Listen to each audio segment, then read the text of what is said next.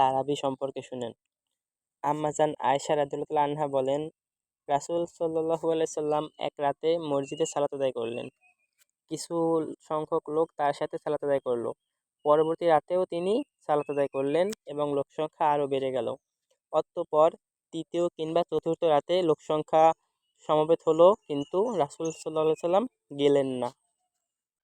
পরে তিনি ফজরের সময় গিয়ে বলেছিলেন যে, তোমরা মনে করেছো রাসূল আমি হয়তো ভুলে গেছি, কিন্তু আমি ভুলিনি, আমি ইচ্ছে করে আসিনি, কেননা এর ফলে এটা তোমাদের জন্য ফরজ হয়ে যেত। এই আশঙ্কা করেছিলাম এটা আমার উম্মতের জন্য তোমাদের জন্য কঠিন হতো। এটা পাবেন আপনি সহিহ বুখারী 1129 নম্বর হাদিসে। তো এই হাদিস দ্বারা বুঝতে পারি যে এটা ফরজ না, কেননা নবীজি সাল্লাল্লাহু আলাইহি সাল্লাম চতুর্থ রাতে তারাবি পড়তে বের হননি, এজন্য যে তিনি বলেছিলেন আমার উম্মতের জন্য কষ্ট হবে, এটা আবশ্যক হয়ে যাবে। আর যারা শুধু 8 রাকাত 8 রাকাত করে চিল্লায় তাদের সম্পর্কে বলি এবার। আম্মাজান আয়েশা রাদিয়াল্লাহু আনহাকে জিজ্ঞেস করা হলো যে রমজান মাসে রাসূল সাল্লাল্লাহু আলাইহি সাল্লামের সালাত কেমন ছিল। তিনি বলছিলেন যে তিনি 11 রাকাত সালাত আদায় করতেন। সেখানে ছিল 4 রাকাত 4 রাকাত করে। তুমি তার সৌন্দর্য জানতে এসো না, কেন তিনি অনেক দীর্ঘ করতেন, সুন্দর করতেন এবং শেষে 3 রাকাত পড়তেন। তো এই হাদিস দ্বারা ওরা চিল্লায় যে এটা 8 রাকাত 8 রাকাত 8 রাকাত। এটা আপনি পেয়ে যাবেন সহিহ বুখারী 1147 নম্বর হাদিসে। এরপর আসি 20 রাকাত সম্পর্কে। মালিক রহমতুল্লাহ আলাই ও ইয়াজিদ রহমতুল্লাহ আলাই হতে বর্ণিত, তারা বলেন যে লোকজন ওমর রাদিয়াল্লাহু আনহু এর খিলাফতের রমজানে 23 রাকাত সালাত আদায় করছিলেন। সেখানে ছিল 20 রাকাত তারাবি ও 3 রাকাত ছিল বেতের। এটা আপনি পেয়ে যাবেন মুয়াত্তা মালিক কিতাবের 244 নম্বর হাদিসে। আচ্ছা, তো এরপর আরেকটা হাদিস বলি আগে। রাসূল সাল্লাল্লাহু আলাইহি সাল্লাম বলেন, তোমরা আমার মৃত্যুর পরে আল্লাহভীতি অবলম্বন করো, শ্রবণ করো ও আনুগত্য করো। আমার পরে অচিরেই তোমরা মারাত্মক মতভেদ লক্ষ্য করবে। তখন তোমরা আমার সুন্নত ও হিদায়াতপ্রাপ্ত খুলাফায়ে রাশিদিনের সুন্নত অবলম্বন করবে এবং তা তোমরা দাঁত দিয়ে শক্তভাবে কামড়ে ধরবে। অবশ্যই তোমরা বিদআত কাজ পরিহার করবে, কারণ বিদআত হলো ভ্রষ্টতা। এটা আপনি পেয়ে যাবেন ইবনে মাজার 42 নম্বর হাদিস, তিরমিজি 2673 নম্বর হাদিস, কিংবা আবু দাউদ 4607 হাদিস।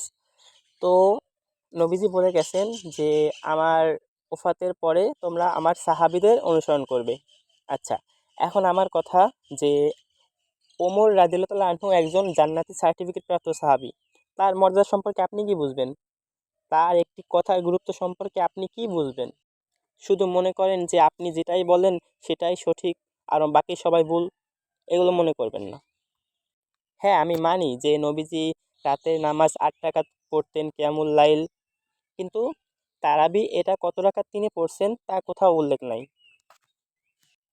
কিন্তু ওমর রাদিয়াল্লাহু আনহু যে এটা 20 রাকাত চালু করেন, এটা কোনো সন্দেহ নাই। আর নবীজি সাল্লাল্লাহু আলাইহি সাল্লাম যে জায়গায় বলে গেছেন যে আমার মৃত্যুর পরে তোমরা আমার উম্মত, তোমরা আমার সাহাবীদের অনুসরণ করবে, যেখানে ওমর রাদিয়াল্লাহু আনহু 20 রাকাত পড়েছিলেন, আলী রাদিয়াল্লাহু আনহু 20 রাকাত পড়েছিলেন, ওসমান রাদিয়াল্লাহু আনহু 20 রাকাত পড়েছিলেন। তারা ছিল নবীজির সহচর, নবীজির কাছের সঙ্গী। তাদের আপনাকে কিভাবে বোঝাবো? একটা বিষয় নিয়ে যে ফতোয়া দেন তাদের সম্পর্কে আপনি কি জানেন, কি বুঝবেন? খবরদার, একটা বিষয় নিয়ে নাচানাচি করবেন না। আপনি যেটা জানেন সেটাই সঠিক মনে করবেন না। 8 রাকাত 8 রাকাত বলে চিল্লায়, একদল 12 রাকাত 12 রাকাত বলে চিল্লায়, আজাইরা যত সব। আচ্ছা, এইবার সমাধান বলি শুনেন। ওমর রাদিয়াল্লাহু আনহু বর্ণনা করেন, তিনি বলেন, এক ব্যক্তি রাসূল সাল্লাল্লাহু আলাইহি সাল্লামকে প্রশ্ন করলেন যে তখন রাসূল সাল্লাল্লাহু আলাইহি সাল্লাম মিম্বারে ছিলেন, তো আপনি রাতের সালাত কিভাবে আদায় করতে বলেন ইয়া রাসূলুল্লাহ? তিনি বলেন, 2 রাকাত 2 রাকাত 2 রাকাত পরে তুমি আদায় করবে। যখন তোমাদের কারো ভোর হওয়ার আশঙ্কা থাকবে, যখন মনে হবে যে ভোর হচ্ছে, তখন 1 রাকাত পড়ে নেবে। আর এটা হলো গিয়ে যে ওই 1 রাকাত হলো আপনি বিতর কিংবা 3 রাকাত পড়তে পারেন। তো আমরা যেহেতু উপরের রেফারেন্স দ্বারা জানতে পেরেছিলাম তারাবি এটা ফরজ আবশ্যক না, তো যদি কেউ এটা ঈমান সহ পূর্ণের আশায় পড়ে তাহলে তার পূর্বে সব গুনাহ মাফ করে দেওয়া হবে। তো আপনি রাতের নামাজ কিয়ামুল লাইল এটা যতটা সম্ভব পড়তে পারেন। আপনি এটা তাবেইন বা তাবিন এদের ভিতরে পেয়ে যাবেন। অনেকে 14 রাকাত পড়তো, অনেকে 20 রাকাত পড়তো, অনেকে 36 রাকাতও পড়তো। তো আপনি আপনি এটা যদি সুস্থ থাকেন, ভালো থাকেন, শক্তি থাকে শরীরে রোজা রাখার পরে, তো 20 রাকাত পড়বেন। হ্যাঁ? আর যদি মনে করেন যে আপনি অসুস্থ, এটা পড়তে পারবেন না, তাহলে আপনি 8 রাকাত পড়ে নিতে পারেন। আপনি এটা কিয়ামুল লাইল এটা আপনি 8 রাকাত, 10 রাকাত, 12 রাকাত, 16 রাকাত, 36 রাকাত যা খুশি এটা পড়তে পারেন। এটা আপনার ইচ্ছা। এবং যদি আপনি সফরে থাকেন কিংবা অসুস্থ থাকেন বা কোনো কারণে অনেক অসুস্থ, তো এক্ষেত্রে তারাবি এটা না পড়লেও সমস্যা নেই। এইটা হলো সমাধান।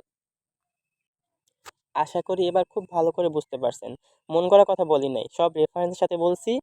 গিয়ে তারপর খুঁজে দেখেন। আর ইউটিউবে যে আলেম অনেকের মত আমিও দেখছি। একজনে 8 রাকাত বলে চিল্লায়, একজনে 12 রাকাত বলে চিল্লায়। তো রাসূল সাল্লাল্লাহু সাল্লাম বলেন, প্রতিটা মানুষ ভুলকারী। তো প্রতিটা মানুষের ভুল হতে পারে। তিরমিজি 2499 নাম্বার হাদিস বা ইবনে মাজার 4251 মানে 4251 নম্বর হাদিস। এখানে রাসূল সাল্লাল্লাহু আলাইহি ওয়াসাল্লাম বলেন যে প্রতিটা মানুষ ভুলকারী। তো মাইকের সামনে বসে দাঁড়িয়েই একটা কথা একজনে বললেই যে সেটা সঠিক হবে এমনটা না। আর যে যাদের মাথায় এই কথাটা আছে যে মানুষ মাত্রই ভুল, প্রতিটা মানুষের ভুল হতে পারে, তারা কখনো এরকম চিল্লাইতে পারে না যে 8 টাকাত 8 টাকাত 8 টাকাত 12 টাকাত 12 টাকাত 12 এরকম চিল্লানোর যোগ্যতা নেই। এরা এরকম চিল্লাইতে পারে না, যাদের এই হাদিসটা জানা আছে। কেননা ভুল হতেই পারে। আপনি একটা হাদিস দেখেই সেটা সম্পর্কে ই চিল্লে উঠতে পারেন না, কেননা এর সমাধান অন্য একটা হাদিসে আছে। ঠিক আছে? আর আল্লাহ বলেন, তুমি এমন বিষয় অনুসরণ করো না যা সম্পর্কে তোমার জ্ঞান নেই। সূরা আল ইসরা আয়াত 36। তাই সত্য অনুসন্ধান করেন। আল্লাহ আপনাকে বিবেক দিছে, আপনি একজনের থেকে একটা কথা শুনেই চিল্লাচিল্লি বাদ দেন, লাফালাফি বাদ দেন। যাচাই করেন, সত্য খুঁজেন। আমি যা বলছি উপরে রেফারেন্স ছাড়া কথা বলি নাই। খুঁজে দেখেন সবগুলো। আর ইসলামে কামড়াকামড়ি বন্ধ করেন, নিজেদের সঠিক মনে করা বন্ধ করেন। সত্যটা একটু খুঁজেন, তারপর মানেন। আর এই যে আমি যে কথাগুলো মানে বলছি না, এগুলো সত্যি বলতে যারা চিল্লায় না যে ইসলাম কঠিন করে তুলে, যারা নিজেদের সঠিক মনে করে, নিজে যেটা বলে সেটাই সঠিক, এইসব বলে, ওদের বিরুদ্ধে কথা বলছি।